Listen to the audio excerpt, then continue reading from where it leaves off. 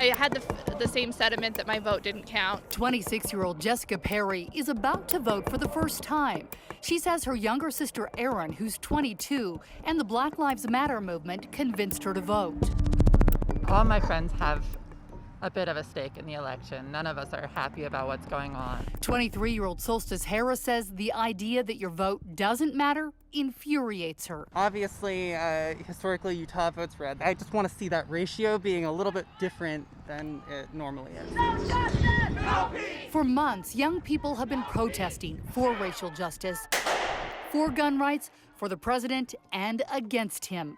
But that enthusiasm doesn't usually translate to higher voter turnout. We love when you're exercising your First Amendment rights peacefully, but it doesn't really do much unless you have another action attached to that, which is voting. Hope Zitting-Gorkritz is the executive director of Voterize, a nonpartisan nonprofit that registers voters in Utah under the age of 30. In 2014, only 8.1% of 18 to 29-year-olds actually voted in Utah.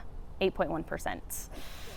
Since then, in 2018, that increased to about 16%. The 2 News investigative team dug in and learned state policy and representation at both the state and federal level would be radically different if young people did come out to vote in Utah. There's no question that issues like student debt would get a bigger share of our attention. The environment's another big one. President of the University of Utah College Republicans, Joshua Meyer, says the Democratic Party might have a better turnout, while he thinks it would not be enough to turn the state blue. He does think it would make both parties pay more attention. I also think that we'd see some evolution in our politics, not only on the Democratic side, but also on the Republican side. Irmia Fanayan is the Director of Diversity and Inclusion at the U Student Union. I think that Utah would be much more purple if we were to have young people actually vote every single election. In regards to policy, we would see a lot more progressive policy. Christopher Collard, a research analyst at the Utah Foundation, says it takes a while for young people to develop roots in a community, and that's reflected in who's showing up to vote.